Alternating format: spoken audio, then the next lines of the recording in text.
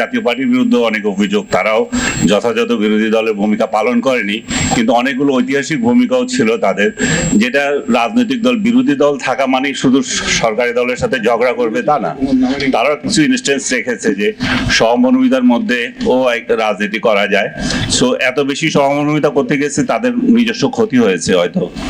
আমি জানি না আমার এগুলো ব্যক্তিগতভাবে বলা উচিত কিনা, কিন্তু একজন নাগরিক হিসাবে আমি মনে করি যে আমি চাই বাংলাদেশের গণতান্ত্রিক রাজনৈতিক দলগুলোর আরো বিকাশ হোক।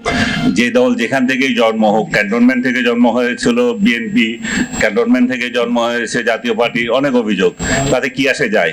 তারা ক্ষমতায় এসে কি করেছে, কি করছে জনগণের কাছে, এখন সেটা হচ্ছে বড় বিষয়। জন্ম এটা বাদ দিতে হবে।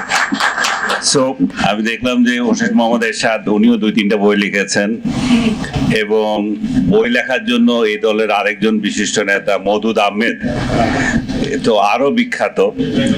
এবং আপনাদেরকে এটুকু বলে যে একটু উদাহরণ দিয়ে রেফারেন্স দিয়ে, আমি রিপোর্টার থাকাকালীন আমার বেশিরভাগ সময় কেটেছে ফরেন অ্যাফেয়ার্স নিয়ে। তার আগে আমি রাজনৈতিক রিপোর্টার ছিলাম, প্রত্যেকটা রাজনৈতিক দলের সঙ্গে আমি কাজ করেছি, মানে তাদের নিউজ সংগ্রহ করেছি। জাতীয় পার্টির কালটা একটু বেশি হয়ে গেছে, সেখানে আমি মর্নিং সান পত্রিকা এবং আজকের কাগজ পত্রিকায় দুইটাতেই লিখতাম, এবং আমি খুব এনজয় করেছি ওই সময়টা। মওদুদ আহমেদের সময়টা আমার মনে আছে, উনি যে বই লিখলেন এরশাদের বিরুদ্ধে গেল অনেক কথা, দল এত ফায়ার হলো যে এই বই নিষিদ্ধ করতে হবে। তারপরে মিজান চৌধুরীর বাসায় আলোচনা, কিন্তু মওদুদ আহমেদ এমন এক ব্যক্তি, ও নড়ে নাই, ওনাকে বহিষ্কার করলে করেন। তো পরে কম্প্রোমাইজ হলো। তারপর আমি দেখলাম শাহ মোয়াজ্জেম হোসেন, উনিও অনেকগুলো বই লিখেছেন। ওনার একটা বই তো আমার বাসায় আছে, 4-4-16, এবং ওনার আরো বলবো, বলেছি, নিত্য কারাগারে আরেকটা বই, উনি অনেক ভালো লেখেন প্রাঞ্জল ভাষায়, মানে সহজ সরল ইয়েতে। কাজী জাফর আহমেদ আপনাদের দলের আরো একজন বড় নেতা, ওনার বই আছে আমার রাজনীতি 60 বছর। তো আমি দেখছি যে আঙ্কেলও বই লিখছেন অনেক ইয়ে থেকে। উনি আত্মজীবনীমূলক বোধহয় এখনো লেখেন নেই, আমি দেখি নাই ওনারটা।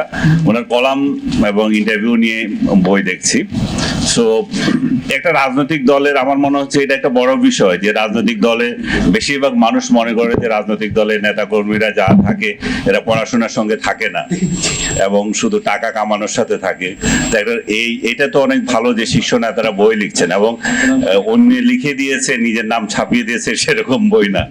এটা সহজ না যে এই সমস্ত বইগুলো, কারণ এইগুলো ইতিহাস নির্ভর, ওনাদের একটা বর্ণীয় ইতিহাস ছিল।